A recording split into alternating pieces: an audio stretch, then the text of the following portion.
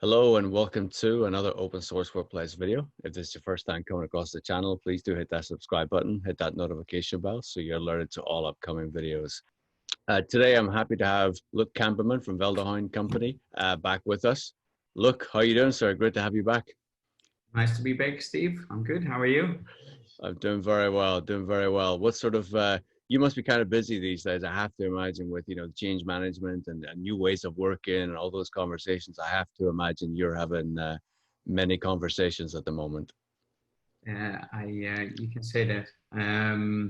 Definitely enough conversations going on, and I think the key thing is trying to distinguish, between the noise and the signals, right? It's like what is happening and what can we already really learn from this situation that we're in, and that has strategic impact, on how we run our organizations, and trying to make sense of all the things that people are measuring and surveying at the moment, and what's the source, what might be the background of that source. I think that is one of the biggest challenges at the moment. But yeah, Yeah, it's no, a good fun time. just going back to what you just said, right? Noise and signals, right? So it's a very important thing to distinguish. So what problems do you think leaders are actually trying to tackle right now, given some of those signals that you think may be seeing? Yeah, yeah, that's a really good question. I think there's the short term focus, um, and there are elements here of, okay, how can we help our people with a sense of security and safety, right? Whatever space you're working in, and yes, there is a whole process of thinking through, what's the return to the office strategy and how can we help people to feel safe there. But it's a much wider discussion, right? There's so much happening at the moment. A lot of it has to do with inclusion and diversity as well. People retreated all into their homes. Everyone has a very different experience there. Um, the quite recent unrest that happened with the Black community in the US, comes on top of that. And that's like a critical thing to deal with. But if you sort of look beyond that a little bit, I think that the key things that executives that at least we've been talking to, yes, COVID has an impact, but it hasn't really changed on what they were focusing on. And for me, that is the top three that I'm hearing is they are concerned about how can we create a more adaptive and resilient organization. The pace of change is so fast now, and how can we have that ingrained into the different layers of the organization to deal with that changing environment. Secondly, we hear a lot of them talking about how can we to support it. How can we have teams that truly understand each other's purposes within that organization and truly collaborate across teams, departments, silos. Thirdly, there is really this ongoing war for talent. How can we really attract the best talent to our organization? I think all these three, adaptability, collaboration across silos, and attracting talent, are still the foundation of what they're looking for. Now that has been put in a different perspective now because the whole COVID and the working from home or working elsewhere. Maybe if we talk about the new normal, we've all seen a lot of research coming out that there will be a mix and a blend of people who want to work in the office, people who want to continue working from home, but there's a big group in the middle, and that will have an impact on all these three, like the adaptability, collaboration across silos. Or if you have to do it way more virtually, that actually could be a good thing, right? Mm-hmm. I think hybrid situations though are in essence the most challenging ones to manage. It is much easier if it's either the one extreme, we're all in the office, or we all from home. Now in the new setup, I think without a doubt, we will see a big, blend of that. And I think that that will put some new challenges onto leaders and managers. That's really interesting. I actually haven't heard anybody say that. You're absolutely right. It is much more challenging to have that hybrid where it's not one thing or the other. It's actually both. How do you manage those things? And it's a really important point that yeah, no one's mentioned. I haven't even thought of that. Look, so I'm glad you did raise it. So the key problems haven't changed. The directives and the strategy and what the objectives haven't changed, but the ways of working will change. And we've just articulated actually those ways of working may be that little more challenging. So how do you measure the success of those new ways of working then?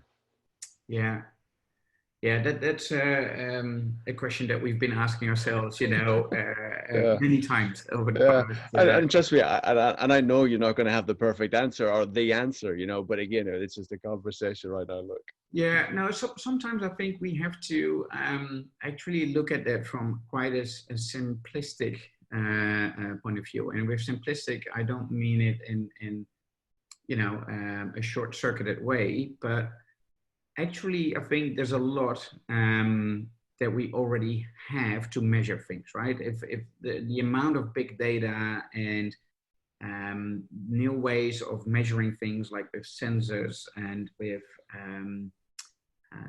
social network analysis, etc. But I think the challenge or the opportunity, let's put it in a positive way, is to really put that in, for what purpose are we measuring these things? And actually, you and I, already recently had some nice conversations on this. Like, let's start back indeed with like, what are the strategic KPIs of the organization? Then you can start looking at, okay, what does that mean for the behaviors and the routines of teams and individuals that help, to achieve those KPIs. Then you can start looking at, okay, and how is the space, and the space in the broader sense, right? Even more so in the future, and our systems, technology and our HR policies, but even the organizational structure and how we do things, how do they support those, behaviors that in itself support the KPIs that we, so sort of you have to look at that from a pyramid perspective. And if we cannot bring it back into linking that back to those KPIs, you almost could wonder, why would we measure it, right? Because sometimes I feel nowadays we have an overload of certain information and data, and we look at it, but we don't even have the clarity at, how we look at it, and what we think we can get out of it. No, you mentioned something really important, because people think of new ways of working, and we're all looking at through this lens. It's a realistic question, but actually, you've just articulated it's not. It's corporate strategy, it's HR, it's technology, it's real estate, it's just everything. It's the whole gambit. The whole organization has to really evaluate what are those things, what are those key things that they need to do. The outcomes, as you said before, have not changed. The drivers are still there. Just the way we get to it and how we get to it is going to be different. So no, it's great. It's great. Look, my brain's still running through everything you just said there. So it's good. No, thank you, man. Yeah, I think one way that and we will have a data research white paper coming out soon. But what we try to do there is, as you know, as a company, we have been supporting organizations globally on transitions to activity-based thinking and working. And over the past few months, we've done a big data research on 29 global projects where we looked at pre and post comparison.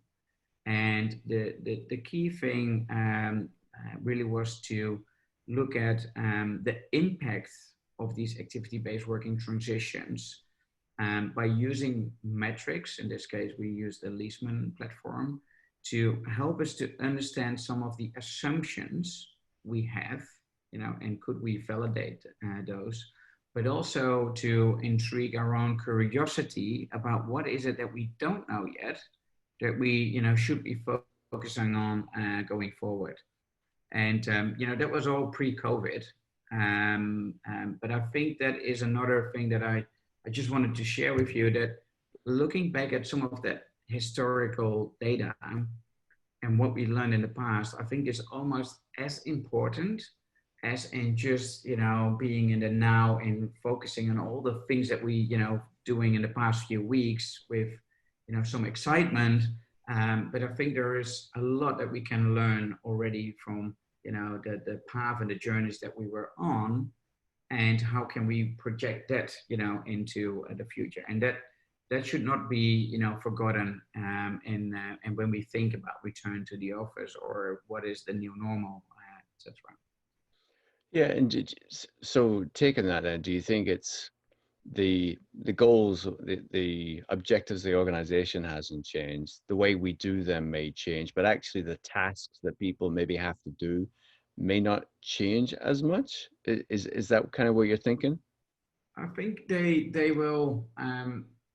They haven't changed that much, right? That is, I Right. think, uh, a longer term strategic question on, um, what are, for example, the impacts of AI and robotics on what organizations are doing, right? That has a potential impact on the primary processes of organizations, and yes, that will drive, the different tasks that people are doing. But if you look at the core activities of what we are doing, I don't think those will have changed a lot at all, but it might have shifted. And that is also the big question for, again, the office of the future, right? What are those spaces to support in what we do? And I know that some of the research is already showing that people at the moment don't put a lot of value or emphasis on amenities. So, I've seen some studies that says like amenities are dead. Um, could be, it could be, but I think we need to be careful. And if we don't know, and if we don't put that in the perspective of, again, a bit longer term, and what is the purpose of these offices and why do we get together, before we can answer, if amenities are dead. Right now, I can see that people don't have a direct need for those, right? But it's. I think I would say definitely let's look beyond the next, 1.5, 2 years to answer some of those questions. No, that's interesting. Yeah, and it's interesting when you say it's 18, 24 months. It's that far ahead before we have to really think about it. So then, look, just come back to your study. Whenever you talk about amenities in your study, were amenities a big part of what that activity based, the successful ones? Did amenities play a big part in their workplace environment? Yeah, good question. We did not focus on that. Like I said, we partner with Leesman, and Mm-hmm. they do quite a bit of research on amenities, etc.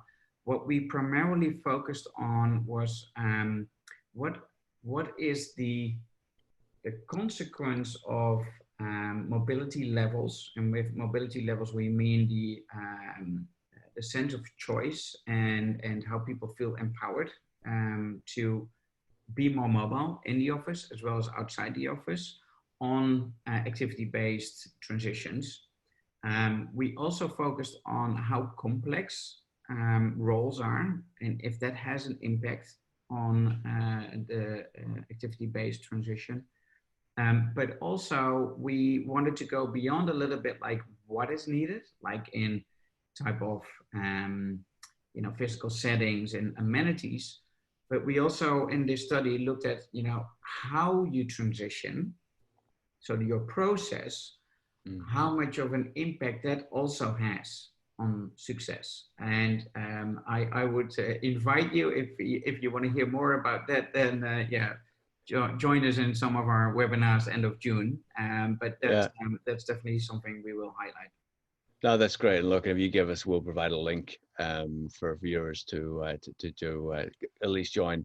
and hear more, because it's fascinating. And I think as we go through this phase, as we go through the new work styles and we have a look at what is the future of work and how people are going to work, I think the activity-based model seems to be the natural way people will work, because we are going to be such a transitory workforce going forward, where people will spend time at home, will spend time in the office, and perhaps the traditional perspective of how people spend time in the office will shift. So it'll be an interesting read, and also interesting webinar. So look, as always, thank you. I appreciate the conversation. It was great to chat with you today.